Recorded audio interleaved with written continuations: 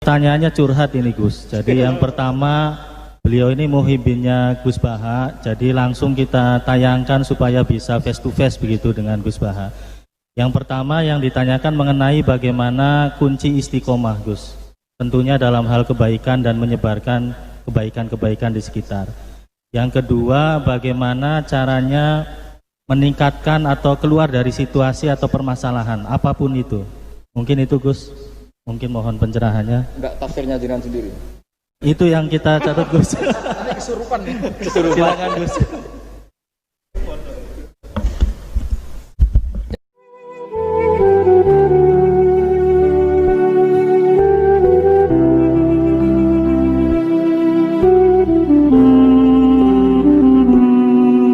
Kullul qulubi ilal habibi tamil ومعي بذلك شاهد ودليل أما الدليل إذا ذكرت محمدا فترى دموع العاشقين.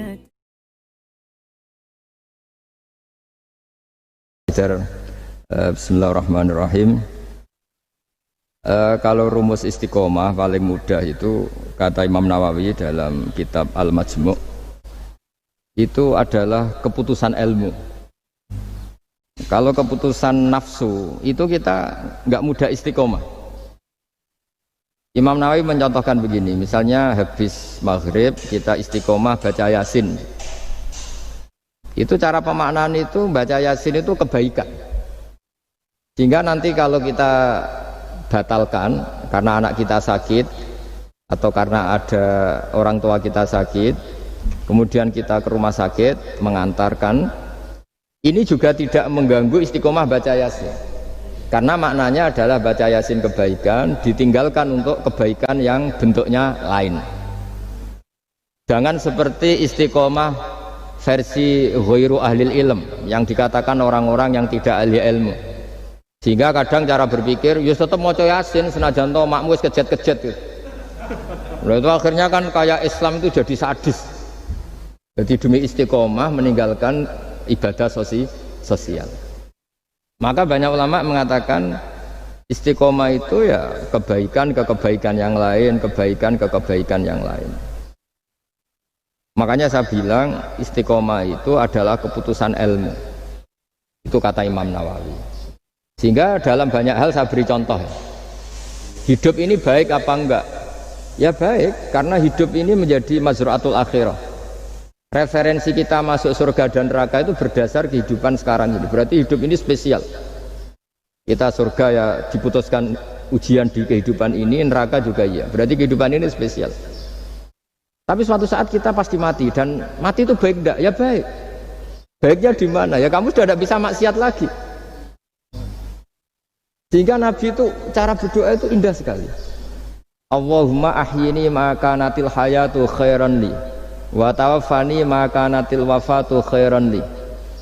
Allahumma ij'alil hayata ziyadatan li fi kulli khairin wal mauta rohatan li min kulli syarrin. Segampang itu Nabi melihat kehidupan dan mati. Mengajarkan kita, tentu mengajarkan kita. Ya Allah, jadikan hidup ini, anggap saja saya ini masih menambah budi-budi kebaikan. Kalau saya mati, anggap saja ini berakhirnya semua maksiat saya. Mungkin sekarang kita ada zina, mungkin sekarang kita ada korupsi, tapi potensi itu tetap ada. Yang bisa mengakhiri potensi itu apa? Ya mati. Maka mati itu tidak problem bagi orang-orang baik. Kalau sampai anggap problem berarti ya agak kurang baik. Jadi sehingga ya hidup itu ya biasa, mati. Saya ini termasuk kiai muda yang nggak pati takut mati, ya biasa. Hidup ya mau, mati ya mau, ya biasa aja. Karena begitu indah ajaran Nabi. Ij'alil hayata ziyadatan li fi kulli khairin wal mauta rohatan li min kulli syarrin. Dan kalau ada kematian berarti anggap akhir dari segala keburukan. Maka berkali-kali saya ngomong, orang-orang alim dulu itu sudah pinter. Kalau ada badan narkoba, penjahat mati, itu tetangganya tetap disuruh bilang, ini orang baik dia saksikan dia. Tetangganya protes semua, baiknya di mana orang nakal gitu. Padahal kiainya bilang baik kan sudah mati, tidak bisa apa-apa sudah. Artinya ada sisi kebaikan dalam kematian, yaitu segala keburukannya, bahkan potensi keburukannya menjadi berakhir. Jadi masalah nikmat juga gitu. Orang berharap bisa hidup itu sesuai rencananya. Tapi ketika dapat musibah tidak siap. Tapi apa panduan Nabi? Ajaban li amril mu'mini inna amrahu kullahu khairun. In asobatun na'ma syakara fakana khairan lah. Wa in asobathu dharra sabara fakana khairan lah. Orang mukmin itu selalu baik. Kalau dapat nikmat syukur ya baik. Dapat ujian sabar juga baik. Kenaannya baik terus. Makanya saya berkali-kali bilang, hubungan dengan istri itu ya gampang. Saya berkali-kali bilang, kalau pas harmonis ya baik, namanya harmonis ya baik. Pas tukaran juga baik. Ibadahnya tinggal sabar. Dulu banyak orang jadi wali itu karena istrinya cerewet. Jadi termasuk resep jadi wali itu istrinya cerewet. Kalau secara ekonomi saya sering bilang, kalau harmonis malah minta ke mall, kalau sedang tukaran malah enggak, murah tukaran sebetulnya. Artinya orang dulu itu ngelola kehidupan tuh gampang sekali. Bodoh juga gitu. Saya pernah ada civitas akademika dari UGM cerita saya. Biasanya kampus-kampus besar kan menghormati orang yang prestasi. Saya bilang ke beberapa profesor, ya cocokkan lah. Kalau dalam pandangan kiai gimana Gus? Ya anak-anak yang nggak pinter itu ya bagus. Barokahnya nggak pinter masuk desa-desa tertinggal, akhirnya menghidupkan di desa tertinggal. Kalau pinter inginnya di Jerman, terus dapat beasiswa, malah kadang-kadang nggak mau pulang. Barokahnya nggak pinter mau di desa-desa terbelakang, akhirnya merata pembangunan di Indonesia. Di dunia kiai juga gitu, kadang yang alim paling jadi ketua MUI atau apalah. Barokahnya ndak alim dia di desa tertinggal, kelasnya pendiri masjid. Artinya kalau dalam pandangan Islam itu semua itu ada hikmahnya. Jadi Allah bikin orang ada yang bodoh itu sudah direncanakan. Barokahnya bodoh itu mau di desa terbelakang. Kalau enggak bodoh enggak mau dia. Ya itu cara Allah untuk menyebarkan kebaikan. Ya ini kan fatwa ala kiai, sampean jangan buka. Wah ini berarti bikin itu Gus, berarti orang bodoh ya hebat. Ya memang hebat, Allah sudah merencanakan, tapi ya jangan dimasifkan. Orang bodoh jumlahnya sudah banyak lah, tidak usah ditambah. Tapi ini cerita, terus sampean Allah itu sudah punya rencana. Allah itu sudah punya rencana. Jangan sampai kita ini nggak tahu rencana Tuhan. Makanya akhir dari kesimpulan orang-orang itu, orang-orang baik, subhanak Rabbana subhanak Rabbana ma khalaqta hadza batilan subhanaka faqina adzabannar. Semua yang kau ciptakan itu tidak ada yang sia-sia. Saya pernah di Korea, ini pengalaman saya. Itu rata-rata saudara kita yang ke Korea itu kan nyari uang. Ternyata setelah di sana nggak ada masjid, ya udah bikin masjid, kadang nyewa. Itu cara Allah untuk menyebarkan Islam di Korea, kadang lewat pekerja gitu. Dulu Indonesia sejarah yang terkenal ada Islam ya ada orang ingin kaya terus dagang ke Indonesia, orang Gujarat.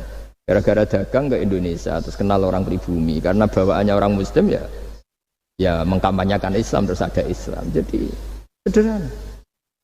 Mbah Mun pernah cerita Harun Ar-Rasyid itu kalau punya tahanan politik itu dibuang. Itu di Irak, Baghdad. Buangnya di mana? Di Fakfak, di Irian Jaya. Makanya di Fakfak itu banyak imigran turunan apa? Arab. Itu dulu itu rival politiknya Harun Ar-Rasyid. Ketika di sana melihat orang Irian tuh pakai koteka itu bilang Urian terus jadi Irian itu. Urian itu maknanya apa? Telanjang.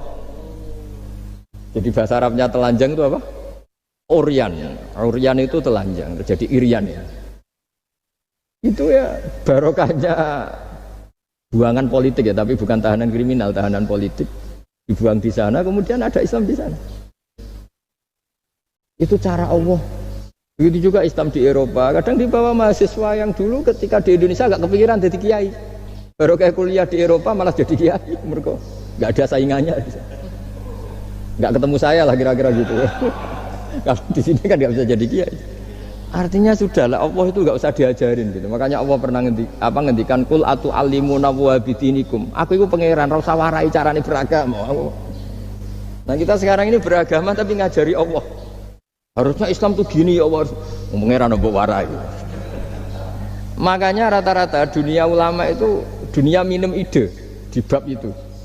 Karena harus yakin agama ini milik Allah, pasti diurus Allah. Allah tidak usah diguruin gitu. Tapi kalau kita kan nggak ingin punya konsep organisasi apa, forum apa, untuk mengembangkan apa. Ya itu bagus lah namanya ikhtiar itu. Tapi kalau di dunia ulama itu malah enggak. Karena Allah punya cara sendiri untuk menyebarkan. Ya coba yang membawa Islam ke Amerika itu orang imigran. Di Eropa juga sama, apalagi di Prancis ya. Itu kan imigran Aljazair rata-rata. Makanya Mas Haidar ini dari Aljazair. Ya sudahlah, kita ikhtiar, istiqomah itu nomor satu, benahi ilmu Anda, cara berpikir Anda. Ya ketika kita harmonis ya istiqomahnya syukur. Kalau tukaran istiqomahnya sabar. Kalau punya teman sebaik ini ya istiqomahnya mitra kebaikan. Kalau sedang benci ya bagus lah, barokahnya itu udah utang, udah ngel-ngel lah, sudah tiga enteng saja hidup itu. Masyhur itu dawuh Imam Syafi'i. Man ahsana ilaika faqad qayyadaka. Wa man asa ilaika faqad atlaqaka. Orang yang berbuat baik kepada kamu sebetulnya itu mengunci kamu, mengikat kamu. Kamu ini kalau Pak Aryo terlalu baik sama saya, yang susah juga saya. Kalau nanti anaknya kawin, resepsi gak diundang saya gak enak. Tapi kalau dia agak-agak jahat sama saya, gak teko, serah peduli. Ini kan pantas. Jarno. Jadi saya kalau ada orang terlalu baik sama saya sudah mulai mikir ini ya ribet kan. Makanya saya termasuk kiai yang ada orang baik ya biasa aja karena tak anggap ini ke depan kurang baik gitu. Tapi ya saya seneng ya, namanya ukhuwah Islamiyah seneng ya. Tapi tidak seneng-seneng banget kayak orang yang nggak punya perhitungan. Waman asa ilaika faqad atlaqaka. Orang yang berbuat buruk kepada kamu sebetulnya dia membebaskan kamu. Nggak mungkin kan orang yang sedang ngeneng kamu terus utang kamu, nggak mungkin kan pinjam mobil, mungkin nggak? Apalagi titip, tolong dong saya dikasih pekerjaan BUMN, nggak mungkin. Yang minta-minta gitu pasti yang baik sama kamu. Jadi ilmu kiai itu sampai segitunya. Makanya kita harus syukur khazanah yang diajarkan guru-guru kita luar biasa. Man ahsana ilaika faqad qayyadaka. Wa man asaa ilaika faqad atlaqaka. Siapa yang berbuat baik sama kamu, sebenarnya dia mengunci kamu. Kamu tuh harus ada sekian etika kan? Iya, kalau zaman saya belum kenal Pak Arjo, belum sering kesini, saya cuek aja. Pas sering kesini terus bilang, Gus, saya mau ngaji ini, wah apa nolak gak enak. Cara pertama kesini langsung gitu, wah enggak lah kamu siapa kenal aja enggak. Ini agak bener kenal, aduh ribet tuh. Tapi saya maafkan. Nah ini cerita mazhabnya Imam Syafi'i. Makanya hubungan suami istri kalau sedang harmonis malah saling curiga. Ada apa ini kok baik? Saking susahnya nyari baik ikhlas itu sehingga kalau bupati juga gitu. Ada orang kok terlalu baik mesti mikir ada apa ini? Artinya gini, kalau kita dengan ilmu itu ngadepi sesuatu enteng saja. Barokahnya misalnya Mas Haidar di Aljazair, saksinya banyak. Kalau kita tidak pernah ke sana kan saksi sujud kita hanya Indonesia. Nanti kalau Mas Haidar ketemu Allah kan keren. Kamu pernah sujud? Pernah Gusti. Saksinya Indonesia dan Aljazair. Karena bumi yang tempat kita sujud menjadi apa? Saksi. Semakin sering kemana-mana saksinya semakin banyak. Sehingga dalam waktu sholat itu ada aturan disunatkan untuk sholat sunat itu tempatnya berganti-ganti atau bergeser-geser. Karena saksinya tuh kayak apa? Bahkan ada yang ekstrim sampai nggak mau pakai sajadah. Saksi sajadah itu tidak meyakinkan. Mendingan keramik. Sampai segitunya ada yang ekstrim gitu. Kan lebih keren. Kalau sajadah kan hanya selembar kain. Ya, tapi nanti sajadahnya kan bilang, saya tidak bisa berdiri sendiri tanpa ada bumi. Kayaknya mau tidak mau buminya akan ikut bersaksi.